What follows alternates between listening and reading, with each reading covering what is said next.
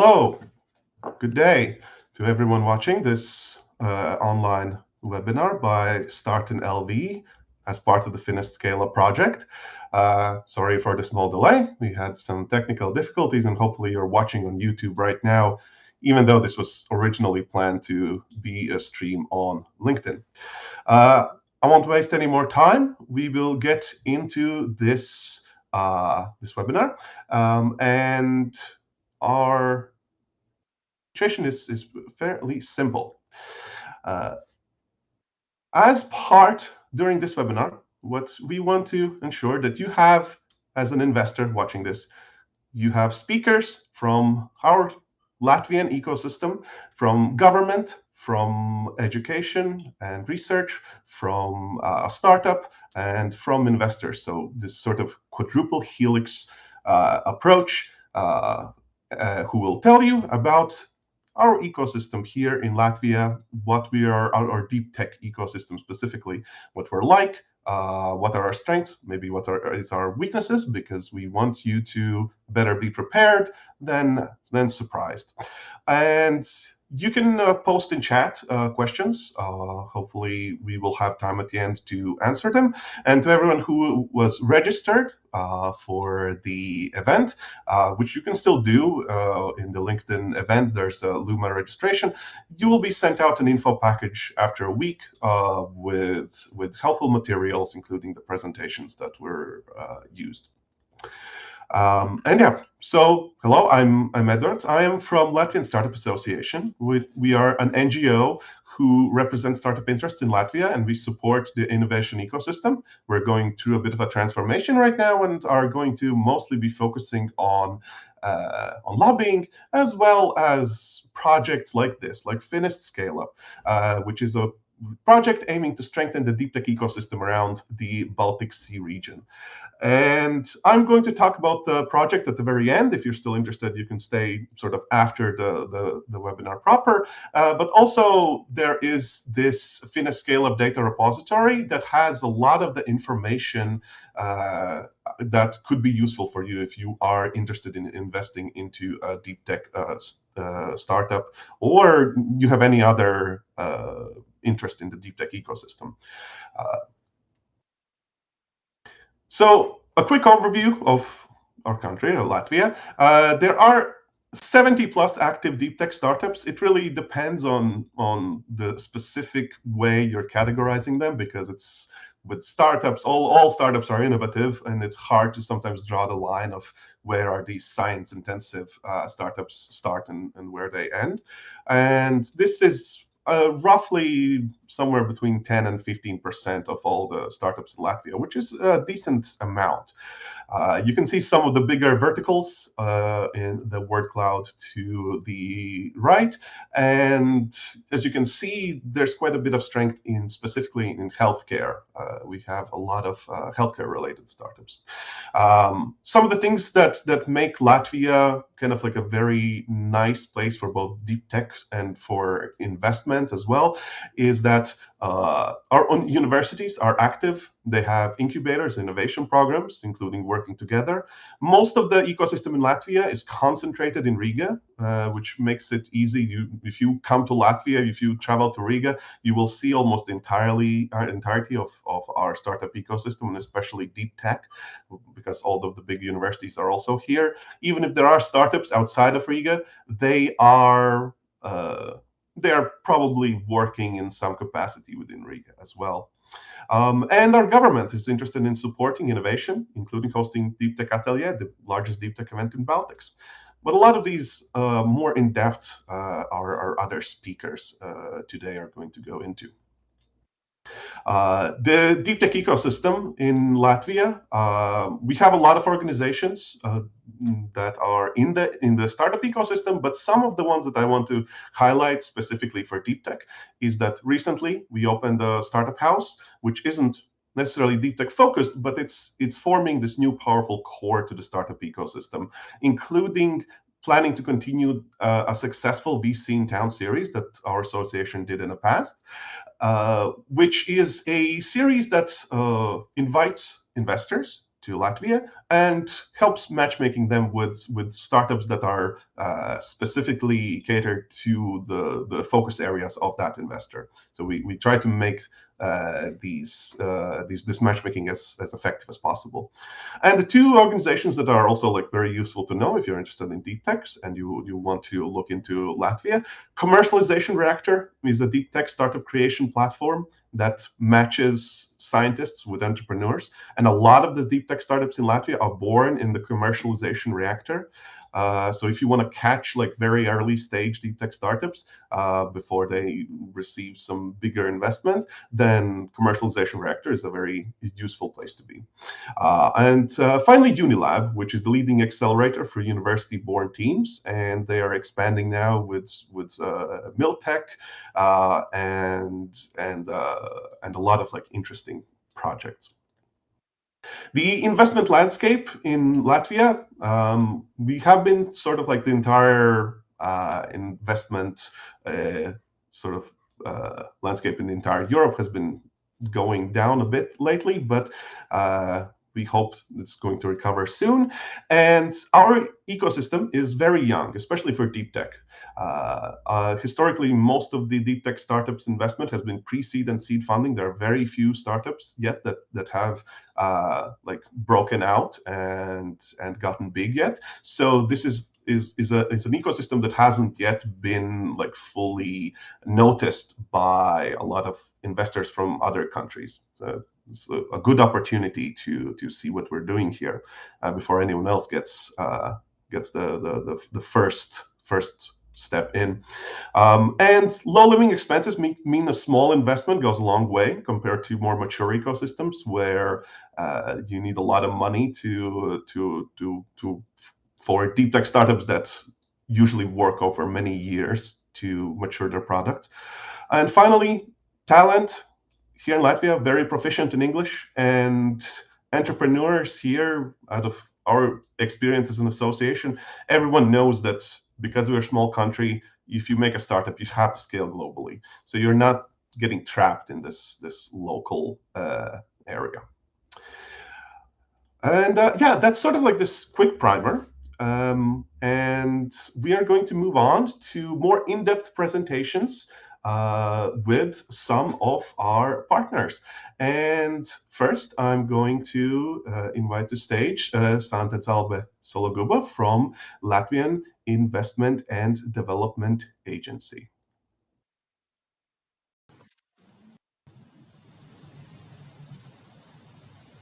Yes, hello. Uh, Edward, thank you very much for introduction. And my name is Santa, yes, and I work in the Investment and Development Agency of Latvia. And it's an honor today to tell you a bit more about investment and business opportunities in Latvia, and especially go a bit deeper into deep tech sector. So moving forward. Edward, I think I might need your help because now I don't understand how to switch forward. Sorry, now you have the controls. Oh, thank you.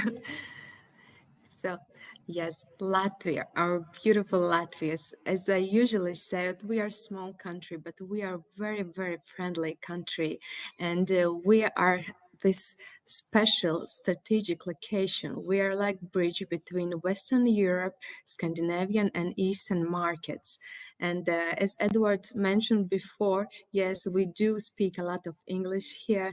Mostly 90% can speak one language foreign, and about 50% of our citizens, they can speak two and more languages. So we are here very, very able to speak in different languages. And as you can see here in this picture, from International Riga Airport, within 1.5 or 3 hours of flight, you can get to any of mostly any of European Union country. And this is very important if you have business meetings or you want to meet your business partner somewhere in Europe. So it's really easy to get there.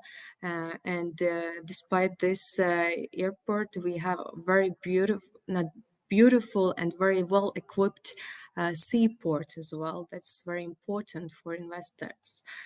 And Why Latvia? Actually, Edwards mentioned these key benefits, but I would like to mention that this location, strategic location, and the access to the European market is one of the most recent things what I hear from investors. Then they choose Latvia as a place there to relocate their business or there to expand their business. Uh, just one thing what I would like to highlight here is what we are proud about our digital leadership here in Latvia. Because here in Latvia, sitting home at your sofa, you can open bank account or establish even company if you have electronic signature. So that's really, really easy. And these digital things are going really, really fast. I'm sorry if you heard some noises. I'm working in co-working, and that might be some side noise. But some more figures and numbers. Um, yes, actually, 79 startups are qualified as Deeptechs, and this is yes, like mostly 13% of all startups. And I think that my colleague is going to talk about this more, but the one number is 62 millions. This is investment, amount of investment, but going to be invested into Latvian startups in to seed and pre-seed. Starting from May, these three funds in Latvia are going to start boosting Latvian startup ecosystem. So from the government side, I would like to tell you that we have a lot of ways how to we support our startups and entrepreneurs. And in Latvia, we have very special startup law regulation. This startup law regulation allows, for example, to receive up to 45% of co-financing for salaries for highly qualified employees. And this is very important because Deeptechs, they usually have to attract highly qualified employees, and this is very, very important for them to receive this support from government as co-financing these salaries for them. And also we have innovation vouchers. These vouchers are aimed more for research and development and to create innovative products. Yes, we are a small country, and from the first day, startups they think how they can expand their business, how they can scale up their business.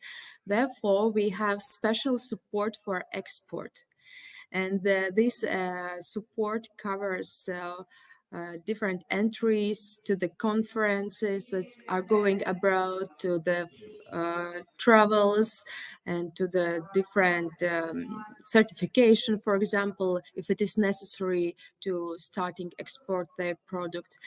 Also, we have business incubators. Twice a year, it's open call, and every startup and entrepreneur they can join business incubation program. This also helps boost our startups really, really fast because they have their special mentoring and special support programs of co-financing to help develop their businesses, and of course support for digitalization. Now far this is one of the most popular program what is very, very high in demand. And I would like to notice that the entrepreneur or startup they can use not only one program, that they can attend to all these programs at once if they want so. So, and one more thing about my colleague Egita, who is head of the Latvian Office of Innovation and Technologies in Brussels. So, Egita is our lobby in Brussels, and her one of her aim target is to help funding finance resources for our Deeptechs. She's working to help fundings for Latvian startups, especially in Deeptech area. So this is very, very, we are very lucky what we have a Gita working in Brussels.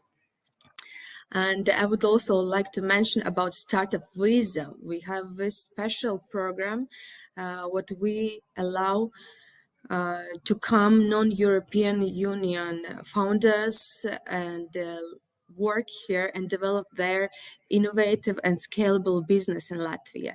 And this is nice way how to attract investments to the Latvia, because we give this startup visa up to 5 founders from the company, and this visa startup is very also spouse and children friendly, because we give visa not only to the founders but also to their family members, so families don't have to split or separate, they can move all to the Latvia and develop and work here and live and yes, and create their innovative product here.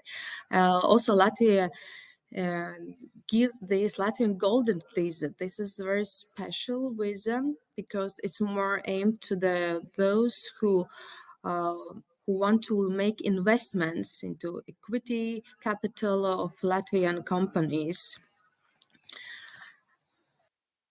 Yes, and this might be very, very useful information for investors who are planning to invest big amount of investments into Latvia, Green Corridor Initiative. So this initiative works as fast track investment into priority sectors. We have priority sectors, and if investor wants to invest into these sectors, he can receive this green corridor, and it helps in these ways, like it shorten time for administration procedures. Yes, some more numbers. What in this planning period from European Union till 2027, Latvia receives 4.4 billion euros, and there over 1 billion euros gonna be invested into supporting businesses, entrepreneurship, and innovation. Here are some names and brands who choose Latvia, only few of them, uh, who started their businesses here. And I would like to mention only few because I don't have so much time to talk about all Deeptechs, but only highlighted few of them, uh, like case studies, so you know a bit more about Deeptechs here in Latvia. Mind provides non-invasive brain-computer interfaces that allows completely paralyzed patients to communicate independently. The second one what I would like to tell more about is OLED technology. This is Deeptech startup working on the development of technology for light emitting devices. So you see very, very different projects. And the last one, for example, Cellbox Labs. This is biotech startups developing a scalable organ on a chip platform with a vertically stacked microfluidic design. So very, very different projects, very interesting projects, and it shows that in Latvia we're very, very good position from research base. And I would like you to invite to the biggest event in the Baltics connected to the Deeptech. This is Deeptech Atelier. It is gonna be on the middle of the May, and this is a great opportunity where you can meet participants from more than 53 countries, entrepreneurs, investors, and scientists, and have good collaboration with them. Here are my contact details. I would like and would love to explain more. If you have some questions, feel free to send me mail as well. Thank you very much. Thank you, Santa. And next, we will have our next speaker, who is going to represent the research sector, which is Aigars Lazdiņš from Riga Technical University. Yes, thank you, Eduards. Okay, I can switch the slides. Hello, everyone. Yes, my name is Aigars Lazdiņš. I'm the head of the Technology Transfer and Cooperation Unit at the Riga Technical University. And I will give you a short presentation regarding the IP and talent landscape in Latvia, of course, from the perspective of Riga Technical University. And during my next slides, I will try to briefly answer these three questions. So who we are, and by saying we, I'm meaning like Riga Technical University, of course, how to access talent pool, and is there any potential of university-generated IP in Latvia? So let's get started with the first one. So who we are. Riga Technical University is one of the oldest and largest universities within the Baltic region.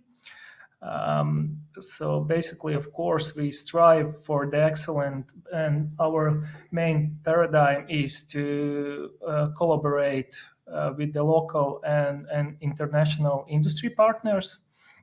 And there are some numbers describing the talent pool of the university. So at the moment, we have around 15,000 students.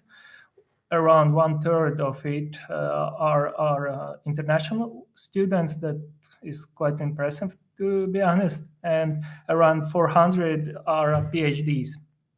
And regarding the R&D personnel, we have around 725 researchers and around 700 academic staff members. And there is some generic overview of areas where we are focusing our study and research process. The list, of course, is not complete and represents some of the traditional sectors. But as I mentioned in previous slide, on daily basis, we are searching for possibilities to tackle the real-time demand there outside. And there are some highlights from the past months, how we act to produce value for economy and deal with the real-time challenges on global scale. For example, at this moment, we are leading already on regional level semiconductor competence center by uniting partners from Triple Helix to in the end to be integral part of related global value chain. Another great example is the cooperation with the Fokker NextGen to develop a green aviation sector here in Latvia and to bring the value also to the whole aviation sector globally. And okay, again, these are only a few examples of excellence here, and we have such stories behind practically every focus area. Okay, the next question is how to access talent pool. So, to be honest, we really value sustainable long-term cooperation with partners by using mechanisms that are beneficial for each side. We are seeking to create partnerships with companies who are interested to join efforts from first steps, from designing the study content till the working on joint some R&D projects. And of course, in the end, we have like win-win situation for everyone. Industry partners from day one gets talents that can tackle real-time challenges and bring value, like economic value, to the company from day one. Students continuously develops and improve their quality of life. And of course, university provides study framework that is in line with the industry need and demand. And let's get to the last and probably the most interesting question for the investors. Is there any potential of university-generated IP? And the short answer will be yes. I will try to describe the context. So at this moment, policymakers are creating new regulation that will foster the commercialization processes from the universities to the industry. To give you a bit more detailed context, so far, the only way how IP created within the university was able to transfer it to the industry was public auctions.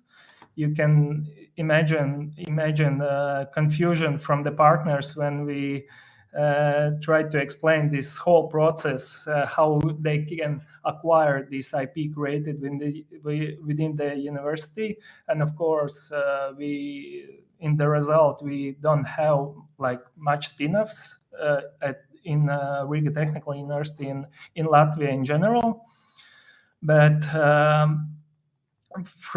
in the near future, probably from around middle of summer, there will be new regulation, and in the end, we will have new processes how to transfer IP created within the university to the industry. So basically, we will be able to speak openly speak with our partners about the potential of transferring the IP, of licensing the IP created within the university ecosystem. Also, there will be enabled option to invest IP in the other companies. And finally, there will be also enabled option that universities and also inventors will be able to create spin-offs within the university ecosystem. So there will not be over-regulated system. And the great thing is that this new regulation will also apply to the inventions and IPs that have been developed previously for decades. So it will be quite interesting time for the universities, researchers, and also investors in front of us, starting from middle of this year. Yes, that's all from my side. If you have any interest in exploring the cooperation possibilities with Riga Technical University, here is my contact details. Yeah, thank you.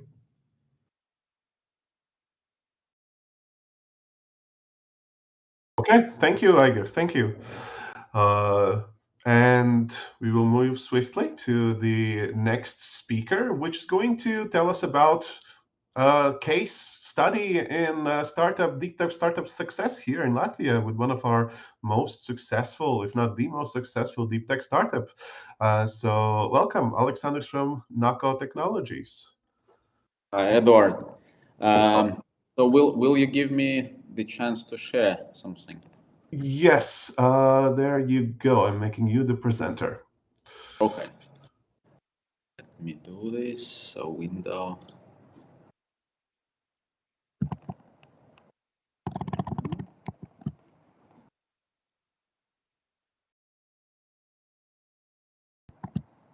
You probably don't see the slide, right? Not yet. Okay. Window. This window.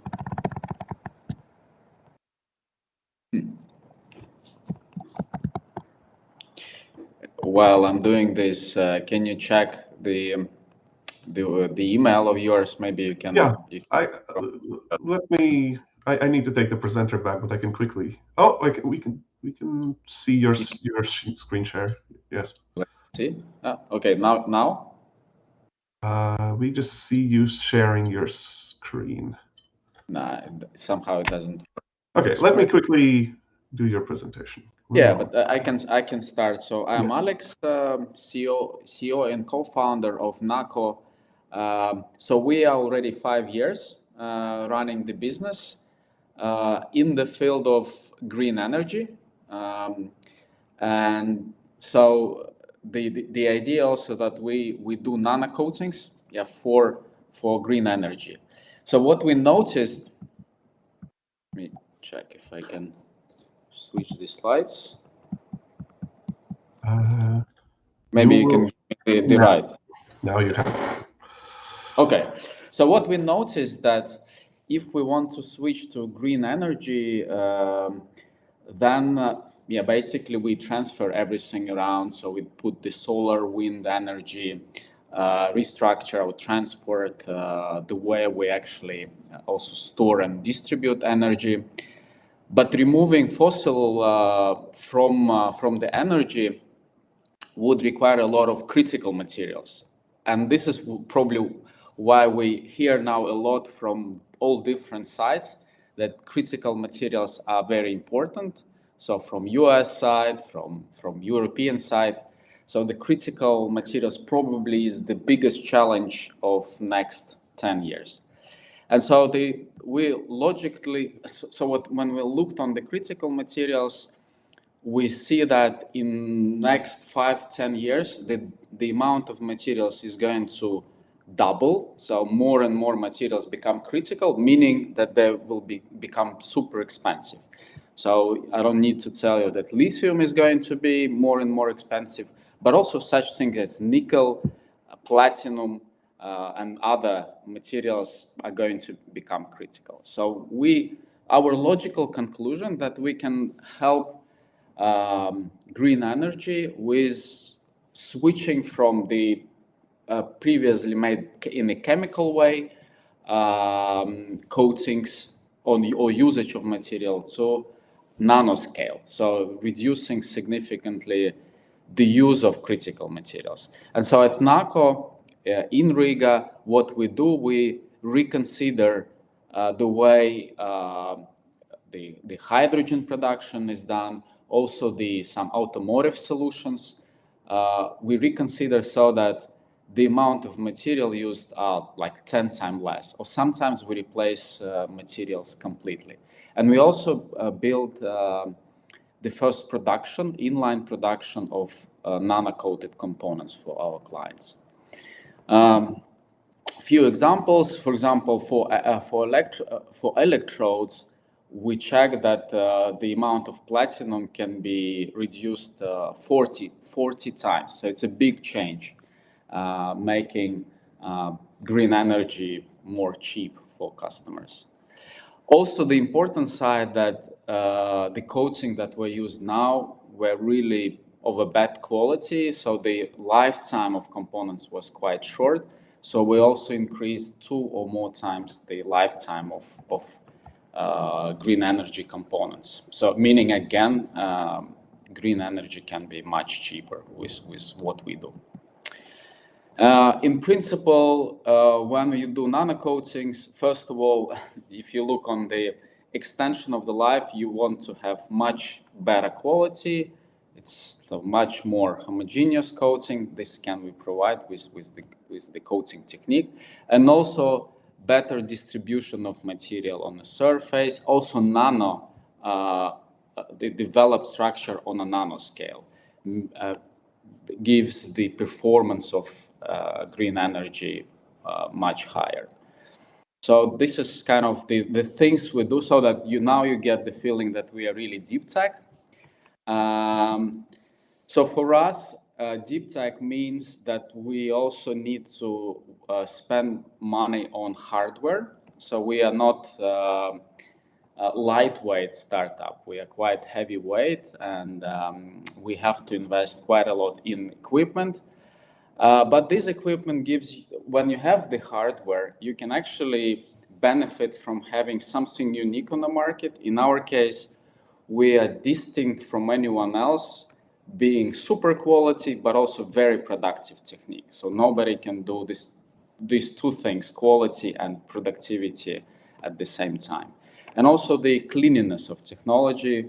We are the cleanest coating available now on the market.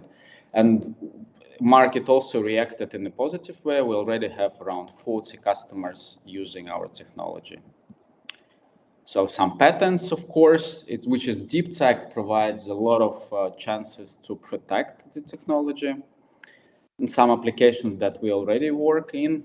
We started with hydrogen, but now we extend the applications. And now I switch more to the topic that we are all now here. So the company during these 5 years of operations was able to accelerate itself. So we, in 2021, we accelerated together with Build It. I see Arta joined already us. So we're really happy with this acceleration. Gave us a lot of good insights at the beginning. We did extra acceleration in Estonia as well, because they have very specific green energy with Sunly acceleration accelerator. And then I would say, if you look at Latvia, we have a lot of opportunity at the beginning. So you can get good support with money. So Leah presented. So the first ideas can be analyzed, and first few years, or probably 1 year of startup life is very comfortable in Latvia. Then we have, for the seed stage, now I think it's better with the latest 3 funds providing money. But for Deeptech, I guess it's only build it, right? For seed, for late seed investments, it's already where I think we as a Latvia, we have a difficult times comparing to other countries. So in our case, we immediately were looking outside of Latvia to build the machine on a slide, which is inline machine, quite unique, producing a lot of components during in 1 year. To build this machine, we had to look outside of Latvia. So we have even Australian investors were investing, not Latvian, to build this machine. Yes, and I think the other observation that we have is that in a green energy field, at least, Latvia is not participating in EU instruments like IPSAE, we saw that many startups in Estonia were using it to accelerate super fast, getting few millions at the beginning. For Latvian companies, that was not available. So we had to look beyond that, going to Brussels, and this is where we got EIC accelerator support. But it was super competitive. So you had to go and compete with the whole Europe for that. And that's it. And I think we are at the stage where we finished the seed stage of development, and now we are actively looking into Series A, building large-scale factory, planning to do it in Poland, for the reasons that Poland is kind of having better instruments for large-scale productions, covering up to 60% of capex. I think, unfortunately, in Latvia, it's not available, but maybe there are some instruments that I don't know about. Shall I stop here, or shall I end with the positive? Okay, Arta will convert into more positive mood on Latvia, I guess. Thank you. Thank you, Alex. Thank you. And indeed, so as mentioned, the next speaker and final speaker today on the docket is Arta from Build It VC. Yes, hi. Good to see you, and happy to be part of this. And I'll try to share a few insights how Latvia and the Baltics might look from the eyes of the investor, what's happening here, and I'll do a rather universal approach on what data is telling, and then try to add a few points from my own observations. Right, but before I start with that, quickly about what Build It that Alex mentioned, that the first speaker mentioned. So we are a locally based venture capital fund. We did start with the accelerator funds, but now our 5th fund will be a rather early stage pre-seed seed fund, and not that much focused on the acceleration, but given the participants in the market, we will still cover also the heavy mentorship, and basically we will do acceleration, but we will not call us by that name anymore. Right, and then we are hardware focused. We've been choosing and living by this strategy since the inception, largely by our own personal enthusiasm, given the partner's background, but also filling in the niche where many of the other funds are software focused. We are not deep tech focused fund as commercialization reactors, but both because of diversification purposes and having a good prospective deal on the table, we've done quite a few deep tech investments, including NACO technologies, and we're super happy how they are turning out. Fingers crossed for the progress being there for the next years. Right, and in terms of our approach, we usually do come in as a first investor, thus we lead at first, but for the follow-on investments, we are usually co-investing, thus building the bridge so that the next investors coming in on board are the ones bringing the team forward and forward to the next round. So yeah, that's then quickly about our approach. So some of the companies were already mentioned, the same NACO and Cellbox. We're happy to have them in our portfolio as well. I must admit that not all of them, I kind of identify them as the first tag Deeptech, and I assume that is because of the, kind of, there's a saying, hardware is hard, but I think, I'm not sure if the saying is coined, but Deeptech is probably close to impossible. So many of them choose to name themselves differently, but yeah, we've backed companies in biotech, medtech, robotics, automation, and super happy how they're progressing and working out. And probably what it's worth admitting, we do focus mostly on the business aspects, the team issues, where we might be able to consult on the legalese to an extent, but the technical matters are really left on the team's shoulders.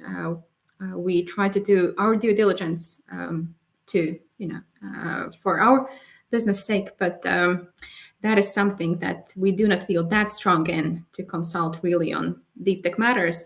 We rather connect our teams with experts and people who then may have a more valid and stronger advice.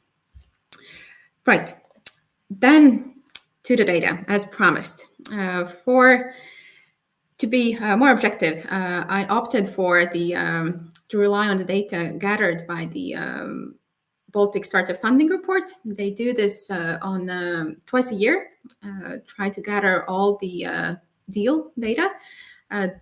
The estimate is that over the years, on average, roughly 60-70% of the data is gathered, given the occasional confidentiality of rounds, valuations, etc. So quite a good indication where we are. So starting with the activity in terms of funding rounds happened. Over the last year, there were roughly 150 across the Baltics, worth noting. So the data I will share is the Baltics data, but the dynamics are roughly the same. And I think from the investor perspective, Baltics are often seen as something very common, and we also choose to think that the rules of the game are really pretty much the same. So yeah, coming back to the point, so last year roughly 150 rounds took place, which is kind of a stabilizing point in the development. But in terms of volumes, here you can see the huge peak, 2021. The same large rounds, sky-high valuations were notable here. Thus, again, confirming the point, the dynamics are quite the same as in the global arena. And, we live by the same rules as in the other large markets, though despite the deal activity that was practically the same over the last few years, round sizes have shrunk quite notably.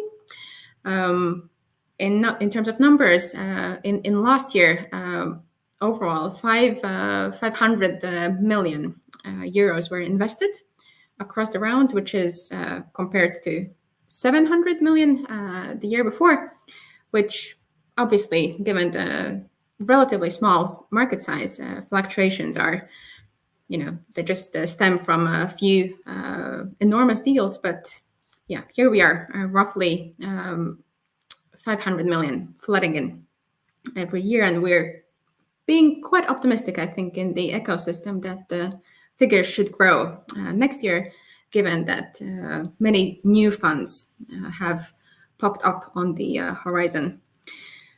In terms of the deal values or round sizes, the median pre-seed round size is roughly around 400,000 euros, and it's been a constant increase, and largely how the authors of the reports claim, it is actually largely driven by the Deeptech startups who simply require more capital to get started.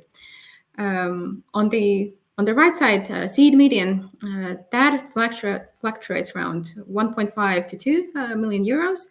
So this is where we are, roughly slightly lower than European averages. But so if you decide to come in and invest here, these might be the values you might see. In terms of valuations, pre-seed valuations have been relatively stable, gradually growing over the years. Now the average, nothing is more dangerous than an average, but still a good indication, is around 4 million euros. Seed valuations, again, given that there are simply fewer, fluctuations are there because of fewer rounds, and thus one huge or one poor round has a huge effect, but that stands around 10 million euros as of the end of last year.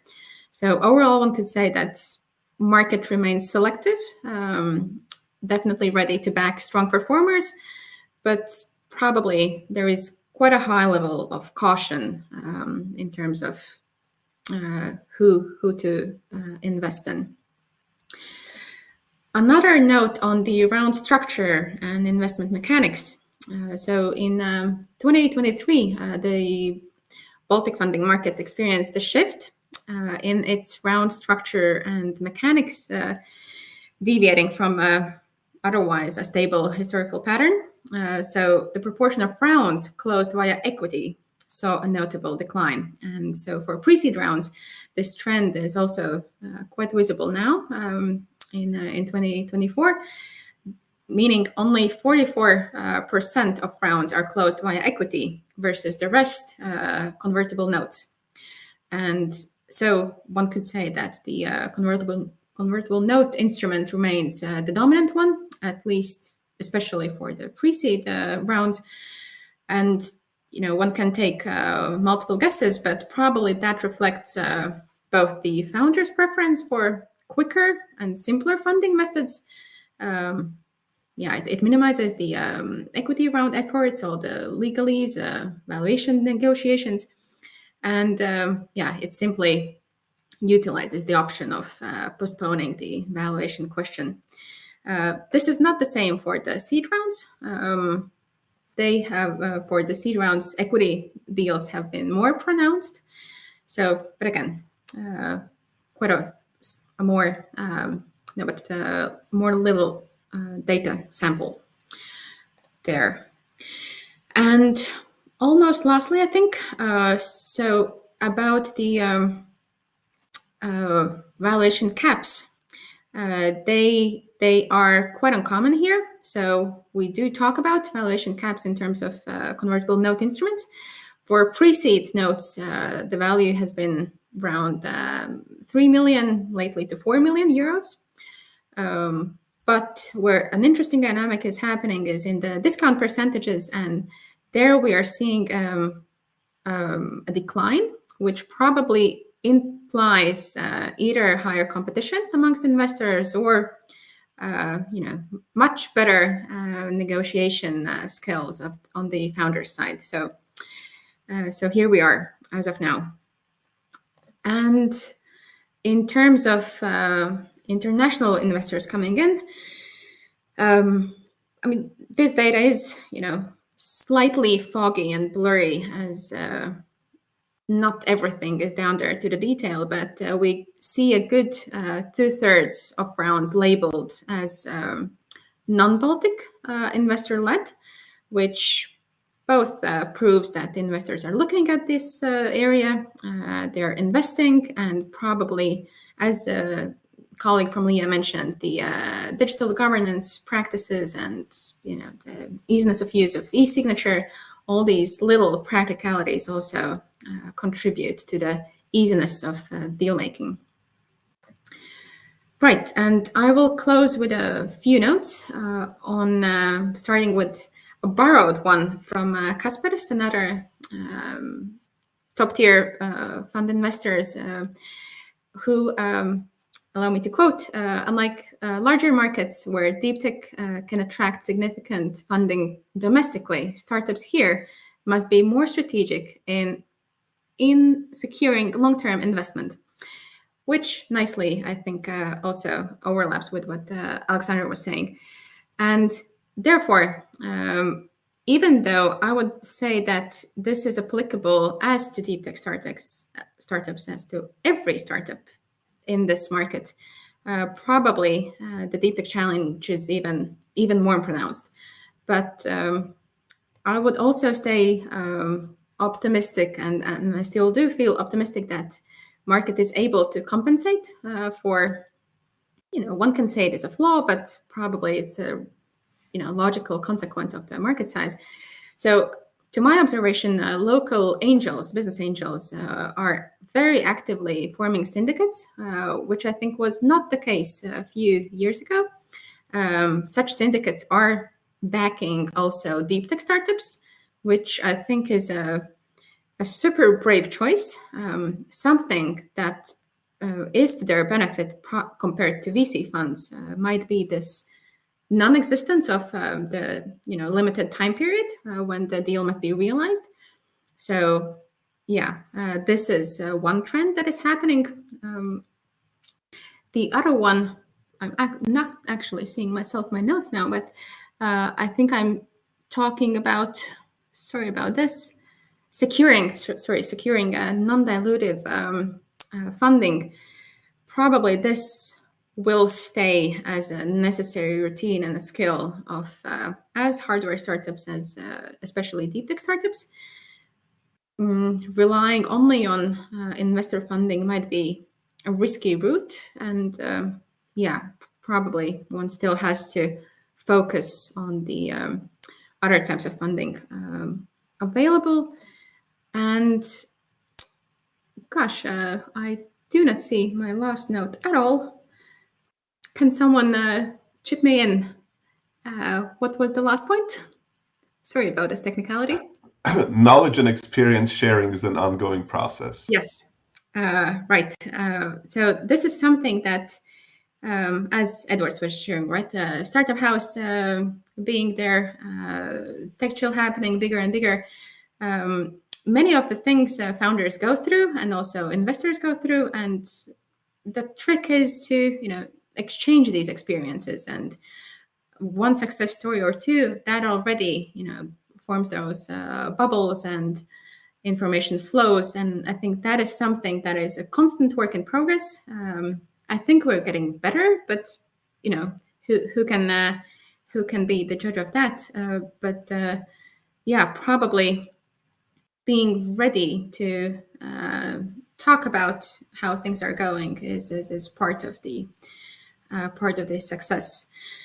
And I think this is where, on this optimistic note, that to my feeling, things are getting better and better, and founders are getting more experienced and brave, and similarly investors,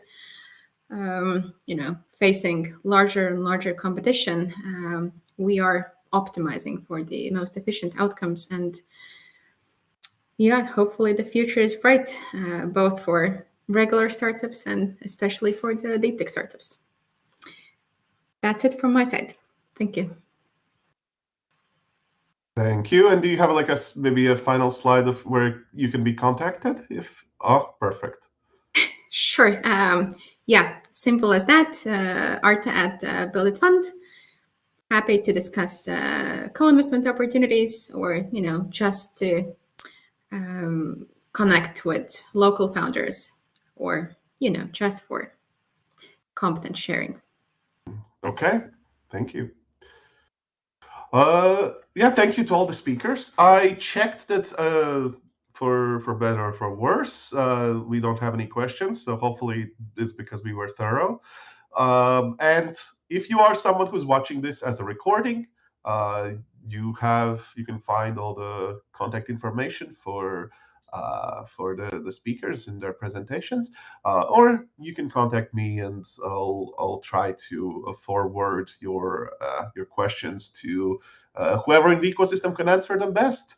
So once again, I will thank Santa from LIA, Igers from Riga Technical University, Alex from NACO, and Arta from Build It VC. And in a moment, I will turn to a small presentation about the project, but that is only if that is something that is interesting to you.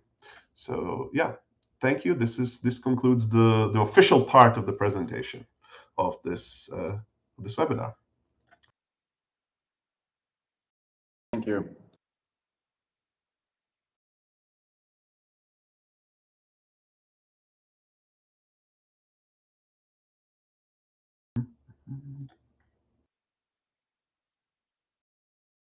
Okay, and so yeah, as I mentioned in the start, this project, FINEST SCALEUP. The goal for us is to help deep tech startups in this entire Baltic Sea region. The project has 5 countries coming together: Estonia, Latvia, Lithuania, Finland, and Poland. Multiple organizations from each country, and making sure that we can build a cross-border, gender-inclusive deep tech innovation ecosystem, supporting both deep tech startups, supporting investors, and supporting people who are supporting startups, sort of working together to build this ecosystem better. And of course, one of the main things that startups need is funding. So a big part of our activities is going to be directed at investors. For example, these kinds of events that are informative or matchmaking. To go into in a bit more detail, we can broadly split our types of activities in the project into 3 kinds. One is going to be capacity building events, mostly targeting local ecosystem players, sort of workshopping, figuring out how we can support the needs specifically of deep tech startups, because their path as a startup is often very different than any other. They're much slower to develop their product, which also means they often need more funding early, and that funding is more risky because you can't know how that technology is going to work out long term.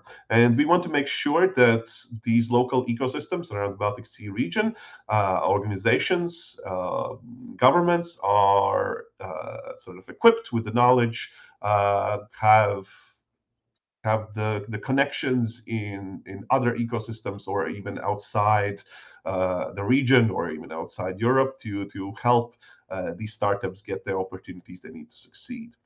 The other is just straight up networking, which is obviously a common element of any kind of project like this. Making sure that all the people, all the stakeholders involved, from all the quadruple and how many other levels of Helix there are, that everyone has the opportunities to meet, to create friendships and relationships and contacts, so that essentially if any startup has a problem, that's the solution is just a couple handshakes away, because everyone knows everyone. And finally, the most practical sort of type of activity would be matchmaking, where we have already started organizing and planning matchmaking events to make sure that primarily startups get to meet investors, and these are like meaningful, productive meetings, not just sort of like blind meets, but taking investors with specific focus areas and matching them with startups that would fit those criteria to make sure no one's time is wasted. That's the kind of approach we want to take. But also matchmaking could be investors and local investors, so foreign and local investors, to make sure to foster syndicate creation, or talent and researcher matchmaking with startups to make sure they have access to the people they need, the highly skilled people they need to finish their research and to get their technology off the ground. And finally, I want to go through, I already mentioned, FINEST SCALEUP has a digital platform, which is this knowledge repository. We've, for the sake of saving resources, we've repurposed a learning platform to have this hub where all of the data and information and knowledge and resources that the project creates and gathers is in one single location. Currently, there's a report of the data that we found in some research of our region, interviews with deep tech leaders and key stakeholders that might be interesting if you want to even go more in depth understanding these sort of like ecosystems in these 5 countries. There's a link to a deal room database of startups that have been validated by the project to be currently active, and a curated list of other stakeholders that might be useful if you are active in Deeptechs space to know who are where to look for help, for information, for partners. Also, there's opportunities to discuss things in a forum-style format, as well as a calendar event with key industry events. How to become a user? There was a QR code somewhere at the beginning, but you can also either go to our LinkedIn, and most of the posts will have a link to this repository. You need a special registration link, but once you're registered, you can log in through the link displayed on the screen. Using the platform might be a little confusing at first because, as I said, we've repurposed the learning platform, but there's a short introduction and explanation of where to find anything. And when you kind of glance over that, you will get a hang of it pretty quickly. The calendar and events, obviously the easiest part to understand. We make sure to include mostly all kinds of deep tech events. This isn't just any event startup related goes, but we want to focus that you come here to see specifically the events that are relevant to deep tech ecosystem. As I mentioned, there is an extensive ecosystem mapping and report. And all the content created is easily accessible and readable on this platform. There's especially the databases. We are going to be refreshing them during the course of the project, so to basically try to keep them up to date as long as possible. And yeah, as I mentioned, our main communication channel is our LinkedIn page, where you can keep up to date with all kinds of events that are going to be happening, not just here in Latvia, but in other countries of the project. So if you are interested in this deep tech ecosystem, follow us there. That's going to be it. And with that, we wrap up the entirety of today's event. I hope that was useful, and Good luck investing in deep tech startups.